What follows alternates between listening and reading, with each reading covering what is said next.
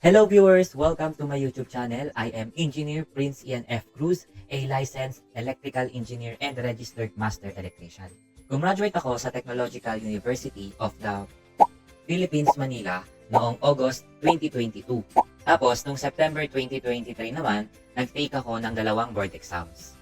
By God's grace, nag-rank 2 ako sa REE or yung electrical engineer and nag-top 1 naman po ako sa master electrician. Ngayon, I'm working full-time as a solar PV design engineer sa Philippine Batteries Incorporated.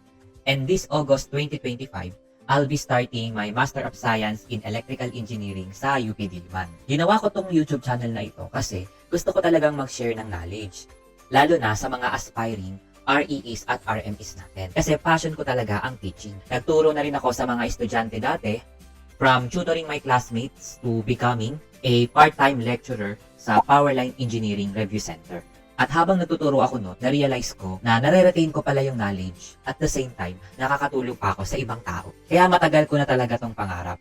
Actually, way back in 2020, estudyante pa lang ako noon, nag-tweet na ako, sabi ko, pag naging engineer ako, gagawa ko ng YouTube channel na kung saan mag-share ako ng mga knowledge ko as an engineer. Ngayon, engineer na ako, here I am, fulfilling that promise. So, yung plano ko sa YouTube channel na ito, sisimulan ko muna to as parang review center type of lectures. So, yung mga videos na i-upload ko ay more on problem solving. May given problem, then i-discuss ko yung principles habang ginagawa or sinasolve natin yung problem or habang pine-present ko yung solution.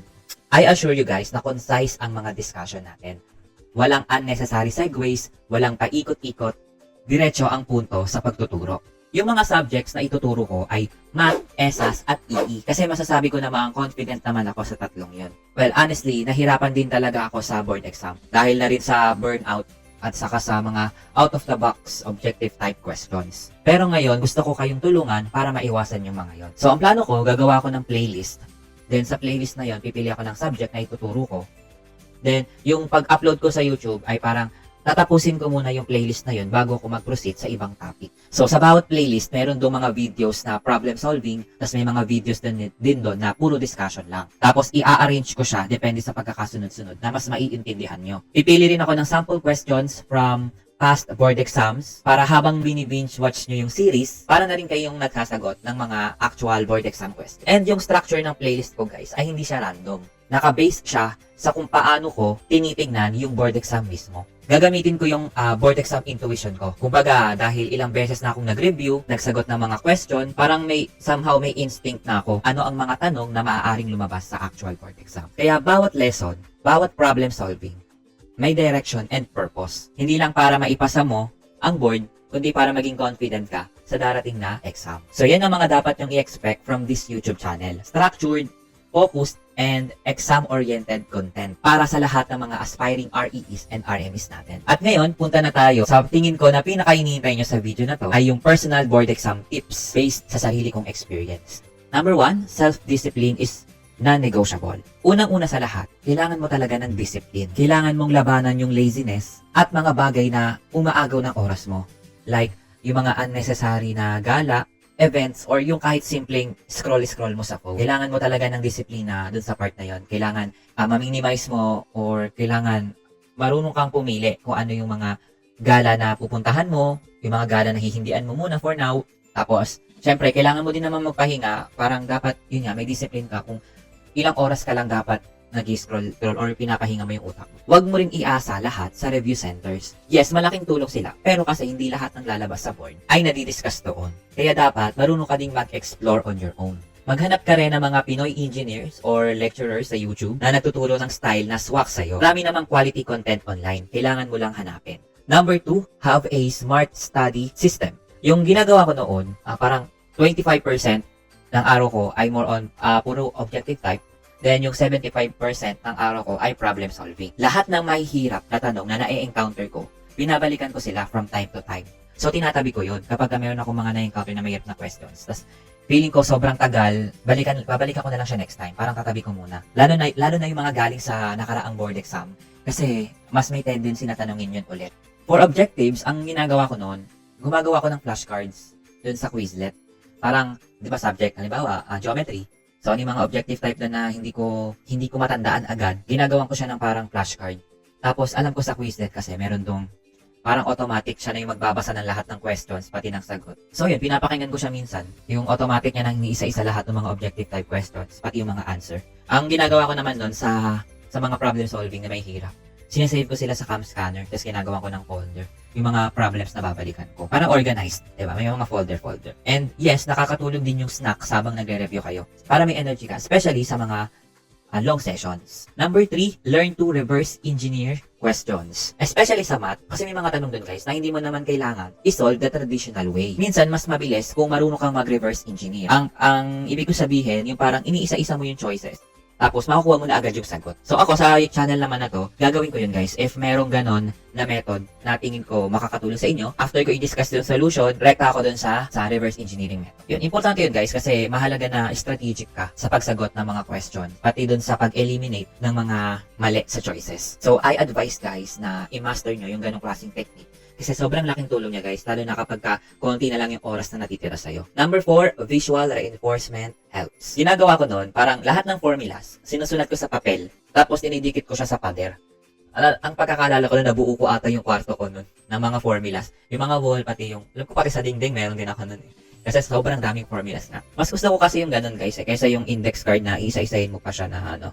Kasi kapag nasa room ka, parang tatayo ka lang, tapos titingnan mo lang yung wall, ikot-ikot ka lang doon. Yun na yung way mo of para mas madali mo rin talagang makabisado. Parang ginagawa ko nun, bago ako matulog, maglalaan ako ng kahit isang oras lang, para basahin lang, or kahit quick scan lang guys. Kasi, ano na yun may ambag na yun guys sa pagkapisa mo ng mga formulas. Ulit-ulit lang, para mas ma-retain sa memory. Ginagawa ko rin nun, gumagawa rin ako ng sarili kong reviewer. Yung tipong ako lang yung nakakaintindi. Ginagawa ko siya sa Microsoft Word, tapos piniprint ko, tapos binabalikan ko siya at least twice a week. Kasi guys, promise, kahit na-review mo na dati, nakakalimutan mo rin talaga over time. Parang may mga moments ako before na, paano ko to nakalimutan? Parang alam mo na inaral mo siya, pero hindi mo na talaga siya matandaan kasi nakalimutan mo na. So, importante talaga guys, yung regular na pagre-recall ng mga notes mo, pati ng mga formula. Dapat i-expect mo na guys na baka makalimutan mo yun. Dapat mag-set ka ng schedule na babasahin mo tong notes mo and mga formulas mo. Kaya, ayun, dapat ulit mo siyang binabasa. Number 5, track your time and take care of your body. Ako, I-advise to guys na gumawa kayo ng calendar na may progress tracker. Mark mo kung ilang araw na lang before the exam day para makaplano ka ng daily goals mo. So, parang ginagawa ko noon, everyday, parang before the month of May, parang kailangan ang target ko ESAS. So, sa first week, kailangan tapos ko tong strema. Sa second week, kailangan tapos ko yung fluids. Parang ganun. Kinakalat ko siya, guys. So, yun. Parang ano din siya, guys. Parang yung number 1, yung self-discipline. Kailangan, ano din siya doon. Parang coordinated siya doon. Kailangan may disiplina ka talaga sa sarili mo. Parang alam mo kung ilang araw mo pagtutuunan ng pansin yung mga bagay, ay yung ibang subject kasi medyo nahirapan ka doon, alam mo kung ano yung dapat mong i-priority, at syempre, huwag nating kakalimutan ang physical health. Mag-exercise ka kahit paminsan-minsan, kumain ng maayos, matulog ng sapat, at iwasang magkasakit. Every day of review is important, guys. Number 6, you don't need to feel 100% ready. To be honest, wala namang 100% ready sa board exam. Base sa perspective ko guys, sa paniniwala ko, walang 100% ready sa boards. Kasi limited lang yung oras eh. Imagine mo, di ba, nag-aral ka ng ilang taon, tapos kailangan mo siyang reviewin lahat in a span of ilang months lang yun, di ba? Yun, limited ang oras, ang dahil mo kailangan aralin. Pero ang importante kasi dun guys, araw-araw, dapat meron kang progress. Except dun sa mga rest day mo, di ba? Gawin mo lang lahat ng kaya mo. Iwasan mo din yung mga bagay na nakakapagpa-pressure sa'yo. Pag may mga nakikita ka sa feed na nape-pressure ka, iwasan mo yun guys. Kung kailangan yung mag-deactivate ng social media, go ahead. Ilang buwan lang naman yan eh. Tiisin mo muna. Number 7, mindset on the day of the exam. Sa mismong exam day, huwag kang puyat. Sana huwag tayong puyat guys. Mahirap mag-isip pag kulang ka sa tulog. Mag-expect ka na agad. Mag-expect na kayo guys na iba yung pressure and kaba kapag bukas na yung board exam. Normal lang yun. Actually, karamihan talaga ng mga kaibigan ko, nahirapan din sila matulog the day before the exam. Ako nga, i-share ko lang yung personal experience ko. Last 2 weeks before the exam day, nahihirapan na talaga akong makatulog. Max na siguro yung 6 hours per day. Sobrang kaba, pressure, at saka nag-overthink talaga ako dati. Alam mo yung kahit pagod na yung katawan ko at isip ko, nakahiga na ako nun eh. Pero hindi pa rin ako makatulog. Parang nagmamakawa na lang ako sa sarili ko na please lang self, matulog ka na kasi marami ka pang aaralin bukas. May point din na gusto ko nang sumuko sa goal ko mag top notcher. Iniisip ko, tama ba tong ginagawa ko? Worth it pa ba to? Baka wala namang lumabas sa board dito sa mga inaaral ko na to. Huwag ko na lang kaya ituloy. Yun. Pero, ayun, tinatagan ko talaga guys. Parang, kahit pakiramdam ko hopeless na. Talagang tinibayan ko yung loob ko para mag-continue sa drive ko na mag-top sa board exam. Tapos, the day before exam, di ko talaga napigilan yung sarili ko na hindi makatulog. Parang naabuso ko yung sarili ko on that day. Parang 3 hours lang guys. 3 hours lang akong nakatulog. Parang late na talaga. Sobrang kinakabahan kasi ako noon. Naalala ko noon, nung papunta ako sa Ayala Malls, kasi doon ako nag-exam eh. Parang sobrang pagod ko noon. Parang konting pikit lang. Parang nasa ibang mundo na ako. Kasi nananaginip na pala ako noon. Kasi nakakatulog na pala ako noon. Kahit sobrang saglit na ako mapapikit guys, kahit mga ilang segundo lang, nananaginip na ako agad. Grabe yung takot ko noon na baka lumagpas ako dun sa Ayala Malls kasi syempre pag baka makatulog ako dun, diba? Tapos yung mismong exam na, wala, hirap na ako makafocus kasi nga 3 hours lang tulog ko noon. Yung nasa isip ko noon, parang nag-iba yung ano ko guys yung mindset ko na from kailangan magawa ko yung best ko sa board exam to sana matapos na to para makatulog na ako. Ayun. So, sana guys, hindi nyo yun ma-experience. Kaya, ay, nagbibigay din ako ng advice para alam nyo na yung mga kailangan yung gawin. Tapos, advice lang guys, kung goal nyo mag-top notch, ako, personally, ang goal ko nun, kailangan perfect ako lagi sa exam. Pero, if hindi mo na-meet yung goals mo, don't be too hard on yourself na hindi mo na perfect. Okay lang. E di, next time, galingan mo pa. Parang ganun. Tapos, kung manghuhula man kayo guys, sa board exam, simplihan nyo lang. Tapos, madalas kasi guys, may clue na mismo sa tanong. Hanapin mo lang yung mga keywords, especially sa mga objective type. Tapos, always read the questions twice, guys. Ito talaga yung pinaka-ultimate. Lang. Sana, i-apply nyo to, guys. Kahit yung mga sinabi ko kanina. Pero ito sana. Basahin nyo at least twice. Kasi may mga tanong dun, guys, na mukha siyang madali. Tapos, parang, sa sobrang excited mo, hindi ka pa tapos magbasa, nag-shade ka na agad. So, dapat kalmado lang, guys. Kalmado lang tayo magsagot.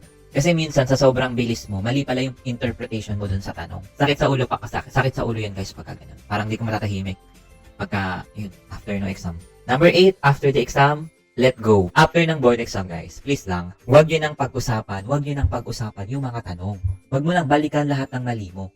Tapos na yun wala ka rin naman nang magagawa. Mag-relax ka, manood ng movie, bumawi sa gala, mag-enjoy, huwag na mag-overthink. Magdasal ka, and never regret anything. Basta alam mong binigay mo yung best mo.